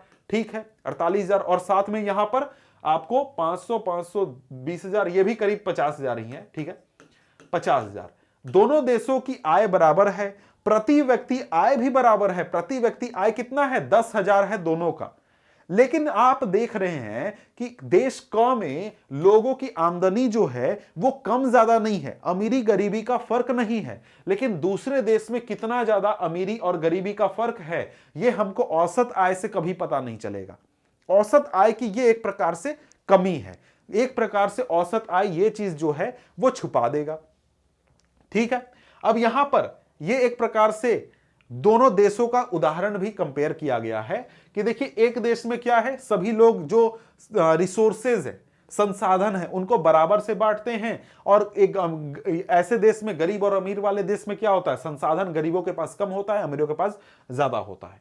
अब यहां पर आओ इन पर विचार करें, कुछ प्रश्न है, इनको आप चाहें तो खुद से कर सकते हैं, मैं आगे बढ़ रहा हूं। ठीक है, आगे यहां पर हमारे सामने क्या है, टॉपिक है आय और अन्य मापदंड। मैंने आपसे पहले भी कहा कि भाई देखो, आय एक प्रकार का महत्वपूर्ण हमारा तरीका है जिससे कि हम जीवन के स्तर को, विकास को नाप सकते हैं, लेकिन आय के अलावा दूसरी चीजें भी बहुत महत्वपूर्ण होती हैं। तो यहां पर कहता है कि जब हमने व्यक्तिगत आकांक्षाओं और लक्ष्यों को देखा तो पाया कि लोग केवल बेहतर आय के बारे में नहीं सोचते, बल्कि वे अपनी सुरक्षा, दूसरों से आदर, समानता का व्यवहार पाना, आजादी इत्यादि जैसे लक्ष्यों के बारे में भी सोचते हैं। इसी प्रकार जब हम किसी देश या क्षेत्र के बारे में सोचते हैं तो हम औसत आय के अतिरिक्त अन्य महत्वपूर्ण लक्षणों के विषय में भी सोचते हैं। जब भी हम समाज या फिर देश की बात करते हैं तो वहां पर भी आय के अलावा बहुत सारी महत्वपूर्ण चीजें होती हैं, इंपॉर्टेंट चीजें होती हैं। उन्हीं चीजों के बारे में यहां पर कुछ बातें हमें करनी है। अब यहां पर पूछता है कि ये विशेषताएं क्या हो सकती हैं, हम अपने देश के लिए क्या चाह सकते हैं कि भाई देश में क्या क्या चीजें होनी चाहिए आय के अलावा। तो यहां पर कहता है कि इसका निरीक्षण हम एक उदाहरण के द्वारा करते हैं। तालिका 1.3 में हरियाणा, केरल, बिहार की प्रति व्यक्ति आय दर्शाती है। तालिका 1.3 सबसे पहले आप देख लीजिए। तो यहां पर यह तालिका देखिए जिसमें हरियाणा, केरल और बिहार के प्रति व्यक्ति आय को दिखाया गया है। इसमें देख सकते हैं कि हरियाणा की प्रति व्यक्ति आय सबसे ज्यादा है, 1,80,000, केरल की उसके बाद 1,63,000 और बिहार की 34,000। तीनों के प्रति व्यक्ति आय को देखिए, यह 2016-17 का नंबर यहां पर लिखा गया। ठीक है, अब तीनों को आपने देख लिया, कंपेयर कर लिया। अब यहां पर आगे कहता है कि वास्तव में ये आंकड़े वर्ष 2016-17 की वर्तमान कीमतों पर प्रति व्यक्ति निवल राज्य घरेलू उत्पाद के हैं। ठीक है, अभी हम इस जटिल शब्द का वास्तविक अर्थ क्या, जो वास्तविक अर्थ है उसे छोड़ देते हैं। मोटे तौर पर हम इसे राज्य की प्रति व्यक्ति आय मान सकते हैं। जैसे देश का प्रति व्यक्ति आय होता है उसी प्रकार से भारत में सभी राज्यों का भी प्रति व्यक्ति आय होता है। ठीक है, मोटे तौर पर हम इसे राज्य की प्रति व्यक्ति आय मान सकते हैं। हम देखते हैं कि इन तीनों राज्यों में हरियाणा की प्रति व्यक्ति आय सबसे अधिक है। यह तो हमको पता है, हमने देखा कि भाई जो हरियाणा है उसकी प्रति व्यक्ति आय क्या है, सबसे अधिक है, और बिहार सबसे पीछे है। इसका अर्थ है कि औसतन हरियाणा में एक व्यक्ति एक वर्ष में 1,80,000 रुपए कमाता है, जबकि बिहार में औसतन केवल 34,000 रुपए कमा पाता है। इसलिए अगर विकास को मापने के लिए प्रति व्यक्ति आय का प्रयोग किया जाए तो तीनों राज्यों में हरियाणा सबसे अधिक और बिहार सबसे कम विकसित राज्य माना जाएगा। अब हम इन तीनों राज्यों के कुछ और आंकड़ों पर नजर डालते हैं जो कि तालिका 1.4 में दिए गए हैं।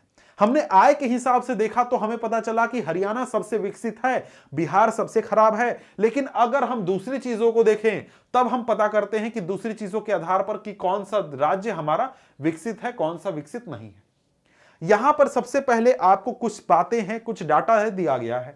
आपको शिशु मृत्यु दर के आधार पर तुलना करना है, इसके बाद आपको साक्षरता दर के आधार पर तुलना करना है, और साथ में निवल उपस्थिति दर के आधार पर, निवल उपस्थिति अनुपात के आधार पर तुलना करना है। अब ये तीनों होते क्या है जरा सा समझ लेते हैं। यहां पर नीचे दिया गया है शिशु मृत्यु दर क्या होता है। किसी वर्ष में पैदा हुए 1000 जीवित बच्चों में से 1 वर्ष की आयु से पहले मर जाने वाले बच्चों का अनुपात दिखाती है।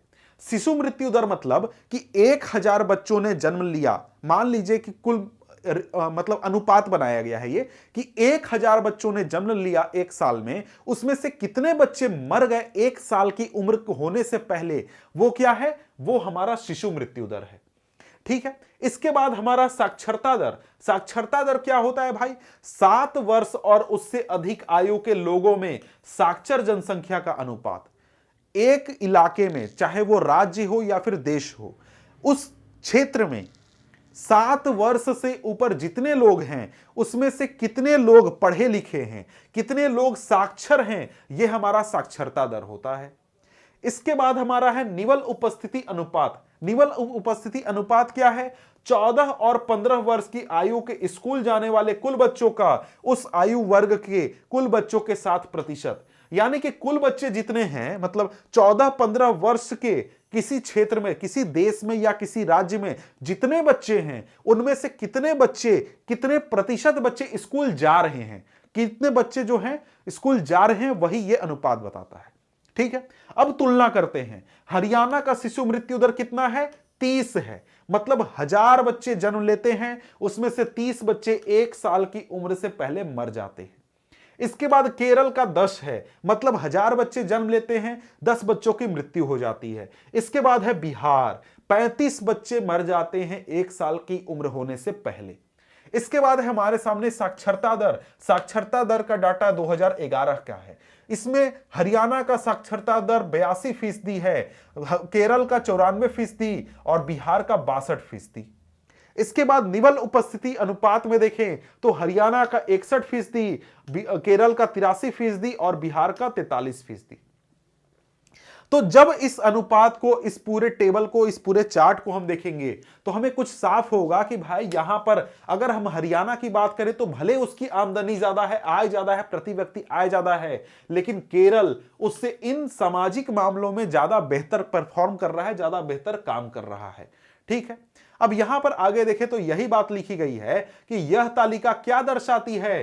तालिका का पहला स्तंभ दिखाता है कि केरल में 1000 जीवित बच्चे पैदा हुए बच्चों में से 10 बच्चे 1 वर्ष की आयु तक पहुंचने से पहले मर जाते हैं। लेकिन हरियाणा में यह अनुपात 30 था, जो केरल की तुलना में 2 गुना से ज्यादा है। दूसरी ओर हरियाणा की प्रति व्यक्ति आय केरल से ज्यादा है, जैसा कि एक तालिका 1.3 में दिखाया गया है। तो यही बात है कि जरा सोचिए कि हरियाणा जो है वो ज्यादा पैसे कमाता है, हरियाणा के लोग ज्यादा अमीर हैं, ज्यादा पैसा कमा रहे हैं, लेकिन ये जो सामाजिक सुविधाएं हैं वो केरल के लोगों को ज्यादा अच्छी मिल रही है। जरा सोचिए कि आपने अपने माता पिता के लिए आप कितने प्यारे हैं। यह सोचिए कि सब लोग कितना प्रसन्न होते हैं जब कोई बच्चा जन्म लेता है। अगर ऐसे माता पिताओं के बारे में सोचिए जिनके बच्चे अपने पहले जन्म के दिन से पहले ही मर जाते हैं, ऐसे माता पिताओं को कितना दुख महसूस होता होगा। समझ गए कि सोचिए कि भाई यहां पर जो ऐसे माता पिता जिनके बच्चे 1 वर्ष की उम्र होने से पहले मर जाते हैं, उनको कैसा महसूस होता होगा। आपके घर में भी, आपके आसपास में भी बच्चे जन्म लेते होंगे तो बिल्कुल उत्सव, पार्टी का माहौल होता है, आपको पार्टियां दी जाती हैं, बुलाया जाता है। अगर वही माता पिता के साथ ऐसी घटना हो तो कैसा महसूस होता है। दूसरा यह देखिए कि ये आंकड़े किस वर्ष के हैं। वर्ष 2017 के हैं, तो हम बहुत पुराने समय की बात नहीं कर रहे हैं। यह हमारी स्वतंत्रता के 70 साल बाद की बात है, जब हमारे देश के बड़े शहर ऊंची ऊंची बिल्डिंग या फिर ऊंची ऊंची इमारतों और खरीदारी के लिए शॉपिंग मॉल से भरे हुए हैं। उस समय इस तरीके की परेशानियां भी हमारे समाज में हैं। और यहां पर हरियाणा को देखा गया है, लेकिन बिहार की स्थिति आपने देखी कि बिहार की स्थिति तो और भी बुरी है और भी खराब है। समस्या शिशु मृत्यु दर पर समाप्त नहीं हो जाती। इसके तालिका का अंतिम स्तंभ भी दिखाता है कि बिहार के लगभग आधे बच्चे कक्षा 8वीं के बाद स्कूल नहीं जा रहे हैं। अर्थात यदि आप बिहार के किसी स्कूल में पढ़ते होते तो आपकी प्रारंभिक कक्षा के लगभग आधे से अधिक बच्चे गायब होते। जिन बच्चों को स्कूल में होना चाहिए था वे वहां नहीं होते। अगर ये आपके साथ होता तो आप अभी यह सब नहीं पढ़ पाते जो पढ़ रहे हैं। सोचिए कि बिहार में क्या स्थिति है कि 8वीं कक्षा के बाद आधे बच्चे स्कूल नहीं जाते हैं, वो कहां घर चले जाते हैं या फिर किसी प्रकार का दूसरा काम करते हैं। तो यहां पर सोचिए कि अगर आप बिहार में होते और बिहार में आप स्कूल में पढ़ रहे होते तो आधे, सोचिए कि आपके इलाके के आधे बच्चे स्कूल में नहीं है। दूसरी बात, आपके साथ भी हो सकता था कि आपका पढ़ाई बंद हो जाता और आप कहीं पर जाकर काम कर रहे होते और ये सब वीडियो आप नहीं देख रहे होते, वो कोई और देख रहा होता, आप कहीं पर काम कर रहे होते भी। ठीक है, अब इसके बाद हमारे सामने टॉपिक आ जाता है अगला टॉपिक क्या है? सार्वजनिक सुविधाएं। अब यहां पर यह टॉपिक जरा सा हम लोग देख लेते हैं। ऐसा क्यों है कि हरियाणा में औसत व्यक्ति की आय केरल के औसत व्यक्ति आय से ज्यादा है, लेकिन इन महत्वपूर्ण क्षेत्रों में वह केरल से पीछे है?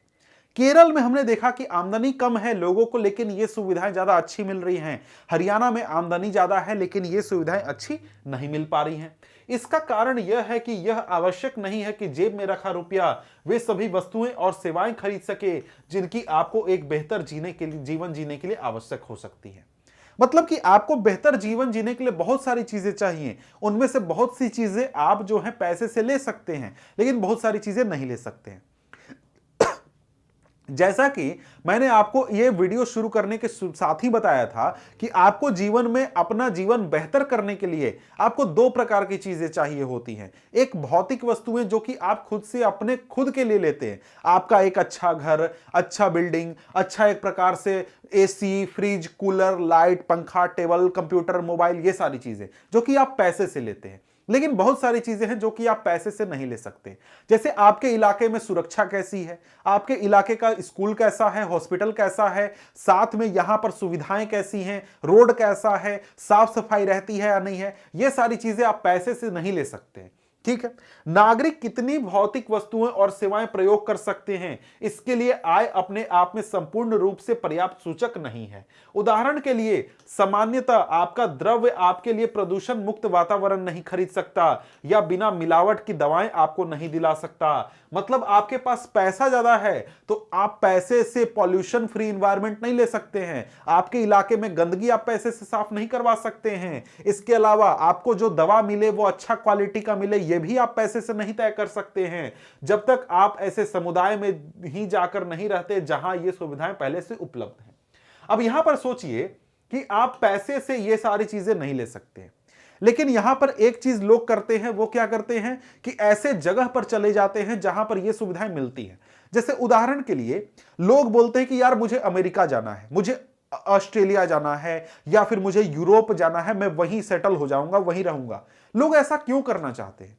ऐसा इसलिए करना चाहते हैं क्योंकि इस प्रकार की जो सार्वजनिक चीजें हैं वो वहां पर बेहतर मिलती हैं। हमारे इलाके में भले ही लोग आमदनी बढ़ा लें, लेकिन ये चीजें चाह कर भी वो पैसे से नहीं प्राप्त कर सकते हैं। लेकिन आप दुबई जाएंगे, आप अमेरिका जाएंगे, आप यूरोप जाएंगे, आप रशिया जाएंगे या फिर इंग्लैंड जाएंगे तो आपको ये चीजें मिल जाएंगी।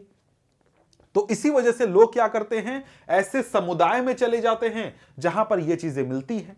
ठीक है, अब यहां पर आगे कहता है कि द्रव्य आपको संक्रामक बीमारियों से भी नहीं बचा सकता जब तक आपका पूरा समुदाय इससे बचने के लिए कदम नहीं उठाता।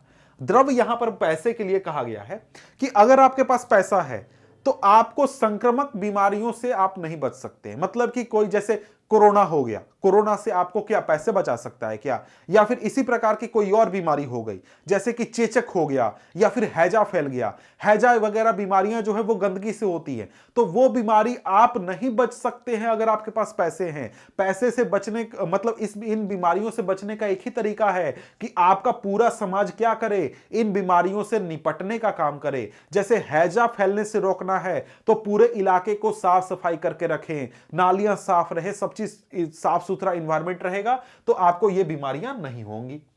अब यहां पर आगे बढ़े तो आगे हमारे सामने क्या कहता है, आगे हमारे सामने कहता है कि वास्तव में जीवन में बहुत सी महत्वपूर्ण चीजों के लिए सबसे अच्छा और सबसे सस्ता तरीका इन वस्तुओं और सेवाओं को सामूहिक रूप से उपलब्ध कराना है। जरा सोचिए, किसी स्थानीय इलाके में सामूहिक सुरक्षा प्रदान करना अधिक सस्ता है या अथवा हर घर के लिए अलग अलग सुरक्षा गार्ड रखना। तो यहां पर ये सारी जो चीजें हैं, बहुत सारी चीजें हैं जो सार्वजनिक चीजें हैं, वो आसानी से और कम कीमत पर और ज्यादा अच्छी क्वालिटी का तभी मिल सकती हैं जब उसको सार्वजनिक रूप से किया जाए। आप खुद के अपने दम पर, अकेले दम पर ये चीजें सॉल्व नहीं कर सकते हैं। जैसे उदाहरण के लिए, आपके इलाके में अगर सुरक्षा आपको चाहिए तो ज्यादा सुरक्षा अच्छा कौन दे सकता है? पुलिस दे सकता है। पुलिस आपका पूरे इलाके की सुरक्षा बेहतर कर सकता है। लेकिन सोचिए कि भाई पुलिस को हटा के हर घर अपने घर में एक गार्ड बैठा दे, तो भाई सबसे पहला तो बात, हर व्यक्ति का पैसा ज्यादा खर्चा होगा, साथ में सुरक्षा का डर भी बना हुआ रहेगा कि यार सुरक्षित है या नहीं है, कोई चोर आके उस सुरक्षा कर्मी को ही पीट दे और हमारे घर से चोरी कर ले। तो ये चीजें आप समझ सकते हैं। इसी प्रकार से आप सोचिए कि आप मान लीजिए दिल्ली में अगर रहते हैं, तो दिल्ली में आपको पॉल्यूशन का सामना करना पड़ रहा है, तो आप खुद से चाहकर कितना भी पैसा अपने पास रखे हैं, आप पॉल्यूशन खत्म कर सकते हैं, आपको पॉल्यूशन का सामना करना पड़ेगा। लेकिन दिल्ली के सभी लोग, दिल्ली की सरकार, साथ में वहां की नगर पालिका, नगर निगम, मिलकर सारे लोग काम करेंगे ना, तो दिल्ली के पॉल्यूशन की परेशानी को सॉल्व किया जा सकता है। यहां पर आगे कहता है, आप क्या करते अगर आपके गांव या इलाके में आपके अतिरिक्त कोई और पढ़ने में रुचि नहीं रखता। आप जहां स्कूल में पढ़ते हैं, वहां पर स्कूल में आप देखते होंगे कि भाई आपके साथ जितने भी बच्चे हैं सब बच्चे पढ़ते हैं। लेकिन सोचिए कि आप ऐसे इलाके में हैं जहां पर आप अकेले पढ़ने वाले हैं, बाकी कोई पढ़ने में इंटरेस्ट ही नहीं लगता है, तो वहां पर आप पढ़ने पाइएगा? नहीं पढ़ने पाइएगा। स्कूल में कोई पढ़ाएगा ही नहीं, बोलेगा यार तुमको अकेले पढ़ाएंगे, ऐसा परेशानी हो जाएगा। शायद तब तक नहीं जब तक तुम्हारे माता पिता तुम्हें कहीं और निजी स्कूल में पढ़ने की क्षमता न रखते हो।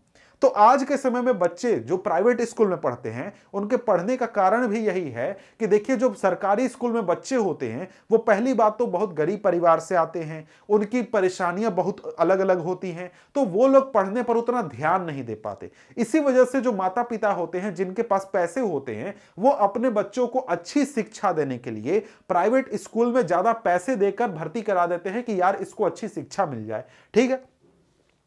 अब यहां पर आगे कहता है कि आप इसलिए पढ़ पा रहे हैं क्योंकि बहुत से अन्य बच्चे पढ़ना चाहते हैं और बहुत से लोग ये मानते हैं कि सरकार को स्कूल खोलने चाहिए और अन्य प्रकार की सुविधाएं उपलब्ध करानी चाहिए जिससे सभी बच्चों को पढ़ने का अवसर मिले। आप ये सोचते हैं कि आप पढ़ रहे हैं क्योंकि आपको मन करता है, नहीं, आपके इलाके में बहुत सारे बच्चे हैं जो कि आपके साथ स्कूल आते हैं और वहां पर पढ़ते हैं, तब स्कूल अच्छे से चल पाता है। अगर मान लीजिए इलाके के सभी बच्चे कल से पढ़ना बंद कर दें तो आप अकेले स्कूल में नहीं पढ़ने पाइएगा, स्कूल बंद कर दिया जाएगा और आप अपने घर में बैठ जाइएगा। तो फिर आपके माता पिता आपको क्या करेंगे, घर में पढ़ाएंगे या फिर किसी दूसरी जगह भेजेंगे जहां पर बच्चे पढ़ना चाहते हैं और स्कूल चलता है। ठीक है। अभी भी बहुत से क्षेत्रों में बच्चे मुख्य रूप से लड़कियां उच्च विद्यालय शिक्षा भी नहीं ले पाती हैं क्योंकि सरकार समाज ने इसके लिए पर्याप्त सुविधाएं उपलब्ध नहीं कराई हैं। बहुत सारे इलाके ऐसे हैं जहां पर जो लड़कियां होती हैं वो उच्च शिक्षा नहीं प्राप्त कर नहीं पाती हैं और वहां पर उनको परेशानी होती है। और यहां पर एक प्रकार से क्या होता है, उनको परेशानी क्या है कि समाज उनको पढ़ाना नहीं चाहता है, सरकार ने पर्याप्त व्यवस्था नहीं की है। अब यहां पर आगे कहता है कि केरल में शिशु मृत्यु दर कम है क्योंकि यहां स्वास्थ्य और शिक्षा की मौलिक सुविधाएं पर्याप्त मात्रा में उपलब्ध हैं। इसी प्रकार कुछ राज्यों में सार्वजनिक वितरण प्रणाली ठीक प्रकार से कार्य करती है। ऐसे राज्यों में लोगों के स्वास्थ्य और पोषण स्तर निश्चित रूप से बेहतर होने की संभावना है। मतलब केरल में हमने देखा कि स्वास्थ्य स्थिति अच्छी है। क्यों? क्योंकि वहां पर लोग जो हैं, समाज जो है, सरकार जो है, सभी मिलकर एक साथ काम करते हैं और इन परेशानियों को सॉल्व करने की बात करते हैं। अब यहां पर कुछ प्रश्न हैं तो इन प्रश्नों को आप खुद से कर लीजिएगा। तो हम आगे बढ़ते हैं और आगे हमारे सामने क्या है, क्रियाकलाप है, कार्यकलाप है। कार्यकलाप को भी आप खुद से देख लेंगे। यहां पर खाली स्थान है, एक टेबल दिया गया है और इसके हिसाब से खाली स्थान भरना है, यह भी आप खुद से कर लीजिएगा। अब यहां पर कार्यकलाप है, यह भी एक प्रकार से इसमें बीएमआई की बात की गई है कि लोग जो हैं, लोग कितने पोषित हैं, उनके शरीर का स्थिति कैसा है, स्वास्थ्य कैसा है, उसको नापने के लिए बीएमआई यूज किया जाता है। इसको भी आप खुद से देख लें। अब यहां पर एक चीज को मैं गौर करना चाहूंगा, यह है मानव विकास रिपोर्ट। मानव विकास रिपोर्ट क्या है?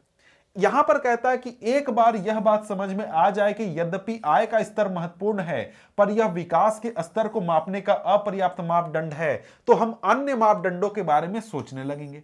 जब एक बार हमने यह विश्वास कर लिया कि भाई हम लोग पैसे के आधार पर केवल विकास की बात नहीं कर सकते, विकास की तुलना नहीं कर सकते, तो हम लोग जो है नए तरीके खोजेंगे कि भाई कैसे तोला जाए कि कौन सा देश ज्यादा विकसित है, कौन सा कम है। ऐसे मापदंडों की सूची लंबी हो सकती है, लेकिन वह इतनी उपयोगी नहीं रहेगी। हमें अधिक महत्वपूर्ण चीजों की कम संख्या में आवश्यकता है। स्वास्थ्य और शिक्षा के सूचक, जैसे हमने केरल और हरियाणा में तुलना करने के लिए प्रयोग किए, ऐसे ही सूचकों में है। पिछले लगभग एक दशक में स्वास्थ्य और शिक्षा सूचकों का आय के साथ व्यापक स्तर पर विकास के माप के लिए प्रयोग किया जाने लगा है। उदाहरण के लिए यूएनडीपी वाले द्वारा प्रकाशित मानव विकास रिपोर्ट देशों की तुलना लोगों के शैक्षिक स्तर, उनकी स्वास्थ्य स्थिति और उनकी प्रति व्यक्ति आय के आधार पर करती है। यहां पर मानव विकास रिपोर्ट क्या है? मानव विकास रिपोर्ट एक प्रकार की रिपोर्ट है जो कि यूएनडीपी के द्वारा प्रकाशित की जाती है, और यह एक प्रकार से ऐसी रिपोर्ट है जिनमें सभी देशों की तुलना की जाती है। उन देशों में लोगों के प्रति व्यक्ति आय, लोगों के शैक्षिक स्तर और उनकी स्वास्थ्य स्थिति को मिलाकर सभी देशों की तुलना की जाती है। अब यहां पर भारत और उसके पड़ोसी देशों की 2019 की मानव विकास रिपोर्ट के कुछ संबंध आंकड़े हैं, मतलब तुलना किया गया है। इस तुलना को जरा सा हम लोग देख लेते हैं। इस तुलना में यहां पर आप अगर देखें तो यहां पर देखें तो आपको श्रीलंका का प्रति व्यक्ति आय अमेरिकी डॉलर में कितना है, ये क्रय शक्ति क्षमता। अब यहां पर देखिए दो प्रकार के आपको प्रति व्यक्ति आय होते हैं। पहला तो आपको एक प्रकार से नॉमिनल, और दूसरा क्या होता है, दूसरा परचेजिंग पावर। ये चीज आपको डिटेल में नहीं जानना है। जो ऊपर हमने देखा था प्रति व्यक्ति आय वो नॉमिनल था, और यहां पर परचेजिंग पावर यानी कि क्रय शक्ति क्षमता के आधार पर है। तो यहां पर श्रीलंका प्रति व्यक्ति आय ज्यादा है भारत से, उसके बाद भारत, उसके बाद म्यांमार, उसके बाद पाकिस्तान, नेपाल, बांग्लादेश, सभी देश हो गए। इसके बाद अगर हम देखें तो यहां पर जन्म के समय संभावित आयु मतलब कि देखिए कोई बच्चा जन्म लिया, उसका एवरेज एज कितना होगा, वो मतलब वो कितने साल तक जिएगा, ये एक प्रकार की आंकड़ा होता है जो कि निकाला जाता है। औसत आयु की मतलब कितना उम्र उसका होगा। तो ये आपको अलग अलग देशों का मिलेगा। जैसे श्रीलंका का 75.5 है, भारत का 68.6 है, म्यांमार का 66.7 है। ये आंकड़े हैं। इसके बाद विद्यालयी औसत आयु 25 वर्ष या उसके अधिक, मतलब यहां पर कहता है, यहां पर नीचे आपको दिया गया है कि यह क्या होता है। तो यहां पर आपको वही चीज, मतलब शिक्षा से जुड़ा हुआ है, इसमें 10.9, 6.4 ये भी ठीक है। इसके बाद यहां पर विश्व में मानव विकास सूचकांक का क्रमांक, किस देश का कितना क्रमांक है, 2016 का ये। अब यहां पर समझ गए। तो यहां पर अलग अलग देशों में देखें तो श्रीलंका हमसे एक छोटा देश है, लेकिन उसकी स्थिति क्या है, भारत से ज्यादा अच्छी है। लेकिन पता नहीं ये चार्ट जो है ये गलत है। क्यों गलत है? मैं कहता हूं कि आज के समय में श्रीलंका बैंकरप्ट हो चुका है, श्रीलंका कंगाल हो चुका है, ये सारे आंकड़े गायब हो गए हैं। ठीक है। म्यांमार जो है, म्यांमार में वही बात, विकास की हम बात कर रहे हैं तो म्यांमार में आजादी लोगों से छीन ली गई है। क्यों? म्यांमार में सेना का शासन है आज के समय में, आप वहां पर सरकार या किसी के खिलाफ कुछ नहीं बोल सकते हैं। तो यह बात भी आपको समझना होगा कि देखिए हम लोग विकास के बारे में बात कर रहे हैं, तो विकास के बारे में बात कर रहे हैं तो परिस्थितियां बदल चुकी हैं, तो उस हिसाब से परिस्थिति बदलने पर जो विकास का एक मानक है ना वो भी बदल जाता है। म्यांमार की बात करें तो म्यांमार में क्या ये सारे आंकड़े मायने रखते हैं? क्यों नहीं रखते हैं? क्यों नहीं रखते हैं? क्योंकि वहां पर आजादी छीन ली गई। ऊपर हमने देखा कि विकास का मतलब क्या, कि भाई हमको आजादी भी चाहिए, हमको सुरक्षा भी चाहिए, हमको आय भी चाहिए। तो आजादी छीनने पर क्या ये चीजें उतनी महत्वपूर्ण होती हैं? जी नहीं। श्रीलंका कंगाल हो चुका है, तो कंगाल होने के बाद औसत आयु कितनी है या फिर प्रति व्यक्ति आय कितना है, ये सारी चीजें अच्छी तरीके से काम नहीं करती हैं, क्योंकि सब चीज बदल चुका है, परिस्थिति ही बदल चुकी है। ठीक है। तो जब भी आप पढ़ें तो ऐसा नहीं है कि सिर्फ रीडिंग मार दें, रीडिंग मारने के साथ वर्तमान परिस्थिति में कहां पर क्या बदलाव हुआ है यह भी आप सोचने समझने की कोशिश करें। ठीक है।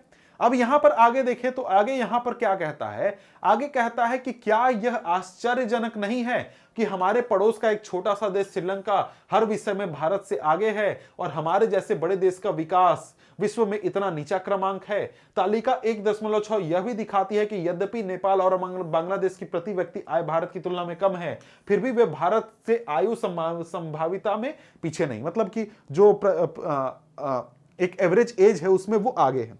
आगे यहां पर कहता है कि एसडीआई के परिकलन के लिए बहुत से सुधारों को सुझाव दिया गया है, मतलब कि कैसे नापा जाए तोला जाए इसके लिए बहुत सारे सुझाव दिए गए हैं। तो उसमें यहां पर कहता है कि बहुत सारे नए घटक जोड़े गए हैं, लेकिन मानव के विकास से पहले यह बात स्पष्ट कर दी गई है कि विकास महत्वपूर्ण है। एक देश के नागरिकों के साथ क्या हो रहा है, लोगों का स्वास्थ्य, उनका कल्याण सबसे जरूरी है। ठीक है, अब आगे बढ़ते हैं। तो आगे हमारे सामने टॉपिक क्या है, विकास की धारणीयता। विकास की धारणीयता क्या है, मतलब यहां पर क्या पढ़ाया जा रहा है, तो ये जरा सा देखते हैं। तो कहता है कि हम विकास को जिस तरह भी परिभाषित करें, अभी के लिए मान ले कि एक विशेष देश काफी विकसित है, हम निश्चित रूप से यह चाहेंगे कि विकास का यह स्तर और ऊंचा हो और कम से कम भावी पीढ़ी के लिए यह स्तर बना रहे। यह स्पष्ट रूप से वांछनीय है, लेकिन 20वीं सदी के उत्तरार्ध में बहुत से वैज्ञानिक यह चेतावनी देते आ रहे हैं कि विकास का वर्तमान प्रकार और स्तर धारणीय नहीं है। मतलब यहां पर कहता है कि विकास की धारणीयता, कि जो आज हम विकास कर रहे हैं, जीवन का स्तर एक प्रकार से अच्छा हो चुका है, देश विकसित हो चुका है और हमारे लिए यह महत्वपूर्ण है कि हमारा देश विकसित हो, लेकिन ऐसा नहीं है कि सिर्फ आज के लिए विकसित हो, बल्कि यह विकसित देश हमेशा इसी प्रकार से विकसित रहे, यह भी हमारे लिए महत्वपूर्ण है। और यही चीज क्या बात करता है, विकास की धारणीयता की बात करता है कि हम जैसा विकास कर रहे हैं वो विकास आगे चलते रहे और विकास एक प्रकार से होते रहे और उसी स्तर पर हम जीवन जी सके। मतलब एक प्रकार से क्या है, सस्टेनेबल डेवलपमेंट, अंग्रेजी में इसको कहते हैं, सस्टेनेबल डेवलपमेंट की यहां पर बात की जा रही है। अब यहां पर उदाहरण में दिया गया है भूमिगत जल, कि भारत में जो भूमिगत जल है उसको लेकर क्या परेशानी है, ये जरा सा देखते हैं। तो यहां पर कहता है कि हाल ही के प्रमाणों से पता चलता है कि देश के कई भागों में भूमिगत जल के अति उपयोग होने का गहरा संकट है। मतलब कि जितना हमको पानी है अंदर, उससे कहीं ज्यादा हम उपयोग कर रहे हैं। इससे परेशानी यह है कि 300 जिलों में सूचना मिली है कि वहां पिछले 20 सालों में पानी के स्तर में 4 मीटर से अधिक गिरावट आई है। देश का लगभग 1/3 भाग भूमिगत जल भंडारों का अति उपयोग कर रहा है। यदि इस साधन के प्रयोग करने का वर्तमान तरीका जारी रहा तो 25 वर्षों में देश का 60% भाग इस साधन का अति उपयोग कर रहा होगा। भूमिगत जल का अति उपयोग विशेष रूप से पंजाब और पश्चिमी उत्तर प्रदेश के किसी की दृष्टि से समृद्ध क्षेत्रों, मध्य और दक्षिण भारत के चट्टानी पठारी क्षेत्रों, कुछ तटवर्ती क्षेत्रों और तेजी से विकसित होती शहरों बस्तियों में पाया जाता है। मतलब सीधा सीधा यही है कि जितना पानी जमीन के अंदर है, जितना उपयोग हो सकता है, उससे कहीं ज्यादा हम उपयोग कर रहे हैं। और कुछ समय बाद यह परेशानी आएगी कि देश के कई सारे इलाके ऐसे होंगे जहां पर पानी सूख जाएगा, लोगों को पीने के लिए पानी नहीं मिलेगा और लोग जो हैं एक प्रकार से जो उनका विकास का स्तर है वो उसको बनाकर नहीं रखने पाएंगे। ठीक है, आगे यहां पर कहता है कि भूमिगत जल नवीकरणीय साधन का उदाहरण है। फसल और पौधों की तरह इन साधनों की पुनः पूर्ति प्रकृति करती है, लेकिन यहां पर भी हम इन साधनों का अति उपयोग कर सकते हैं। उदाहरण के लिए भूमिगत जल का यदि बरसात द्वारा हो रही पुनः पूर्ति से अधिक उपयोग करते हैं तो हम इस साधन का अति उपयोग कर रहे हैं। तो जमीन के नीचे जो पानी है उसका हम लोग क्या करते हैं, बोरवेल बनाकर, कुएं बनाकर निकालते हैं और उसको निकालकर हम लोग उपयोग करते हैं। लेकिन उसकी भरपाई कैसे होती है, बारिश होती है, पानी नीचे जाता है, जमीन के नीचे जाता है और वो भर जाता है, फिर से अपने पुराने स्तर पर आ जाता है। लेकिन अगर उसको हम बहुत ज्यादा निकालें पानी को, तो जितना वो बारिश भरेगा उससे कहीं ज्यादा निकालें तो कुछ समय बाद वहां पर पानी की कमी हो जाएगी और आगे चलकर हो सकता है पानी सूख भी जाए और हमारा जो पानी है वो समाप्त भी हो जाए। गैर नवीकरणीय साधन वो हैं जो वर्षों से प्रयोग के पश्चात समाप्त हो जाते हैं। इन संसाधनों का धरती पर एक निश्चित भंडार है और इनकी पुनः पूर्ति नहीं हो सकती है। कभी कभी हम ऐसे साधन मिल जाते हैं जिनके बारे में हमें पहले कोई जानकारी नहीं था। नए स्रोत भंडार में वृद्धि करते हैं, लेकिन समय के साथ यह भी समाप्त हो जाएंगे। यहां पर 2 प्रकार के साधन की बात की गई है।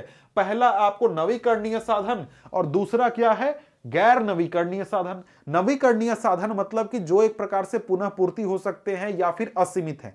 जैसे सौर ऊर्जा नवीकरणीय है, असीमित है, मतलब वो चलते रहेगा चलते रहेगा चलते रहेगा। यहां पर नवीकरणीय साधन में भूमिगत जल भी है, लेकिन ये क्या है, पुनः पूर्ति योग्य है। ठीक है, इसको फिर से पाया जा सकता है, फिर से भरा जा सकता है। लेकिन गैर नवीकरणीय साधन में क्या आएंगे, कोयला आ जाएंगे, पेट्रोलियम आ जाएंगे, इस प्रकार की चीजें आ जाएंगी जिनका एक निश्चित भंडार है। अगर उनका उपयोग सही से नहीं किया गया तो आगे चलकर वो क्या हो जाएंगे, एक प्रकार से समाप्त हो जाएंगे।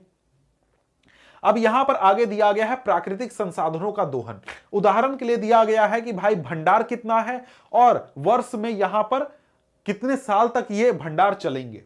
मध्य पूर्व में कच्चे तेल का भंडार 800,000 मिलियन बैरल है, ठीक है, और ये 70 वर्ष में खत्म हो जाएगा। संयुक्त राज्य अमेरिका में 50,000 मिलियन बैरल है, यह 10 वर्षों में खत्म हो जाएगा। और विश्व में कुल मिलाकर 1696,000 मिलियन बैरल है, यह 50 वर्षों में खत्म हो जाएगा। तो यहां पर यही कहा गया है कि अगर इसको सोच समझकर इस्तेमाल नहीं किया गया, अगले कुछ वर्षों में सब चीज खत्म हो जाएगा तेल, और हम लोग का कार मोटरसाइकिल जो है ना तेल से चलने वाला सब बंद होकर घड़े रखा जाएगा। ठीक है, आगे यहां पर क्या कहता है, आगे यहां पर कहता है कि पर्यावरण में गिरावट के परिणाम राष्ट्रीय और राज्य सीमाओं का ख्याल नहीं करते। यह एक क्षेत्र या देशगत विषय नहीं रह गया है, हम सभी का भविष्य परस्पर जुड़ा है। विकास की धारणीयता तुलनात्मक स्तर पर ज्ञान का नया क्षेत्र है जिसमें वैज्ञानिक, अर्थशास्त्री, दार्शनिक और अन्य सामाजिक वैज्ञानिक मिलजुल कर काम करते हैं। अब इसी प्रकार की एक समस्या की बात की गई है पर्यावरण। पर्यावरण में अगर हम प्रदूषण की बात करें या फिर नुकसान की बात करें तो उसका प्रभाव सिर्फ मेरे ऊपर नहीं पड़ेगा या फिर आपके ऊपर नहीं पड़ेगा। अगर हम अपने इलाके में, अपने देश में कोई भी पर्यावरण को नुकसान देते हैं तो उसका असर अमेरिका में रहने वाले व्यक्ति पर भी पड़ेगा, भले ही वो थोड़ा सा पड़े। ठीक है, इसी प्रकार से क्या है कि हम सभी को इन चीजों पर मिलजुल कर, चाहे हम किसी भी क्षेत्र में हो, हमको साथ में काम करना चाहिए या रहना चाहिए। यहां पर आगे कहता है कि विकास या प्रगति का प्रश्न हमेशा चलने वाला प्रश्न है। हर वक्त में हमें व्यक्तिगत स्तर पर और समाज का सदस्य होने के नाते यह प्रश्न पूछने की आवश्यकता है कि हम कहां जाना चाहते हैं, हम क्या बनना चाहते हैं और हमारे लक्ष्य क्या हैं। इसलिए विकास पर बहस जारी है। आपको अंत में यह बात सिखाया जा रहा है, बताया जा रहा है कि देखिए, जब भी आप विकास की बात करें तो हमेशा आप एक प्रकार से पूछें समाज के सदस्य के रूप में कि भाई देखो, यहां पर हम कहां जाना चाहते हैं, हम किस प्रकार का विकास चाहते हैं, हम क्या करना चाहते हैं, हम क्या बनना चाहते हैं, हमारे लिए विकास का लक्ष्य क्या है। ये सभी प्रश्न आपको पूछना और जानना जरूरी है।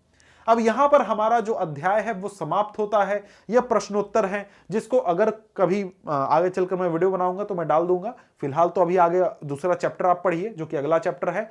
तो मिलते हैं आपसे हम अगले चैप्टर में, अगले वीडियो में। तब तक के लिए गुड बाय।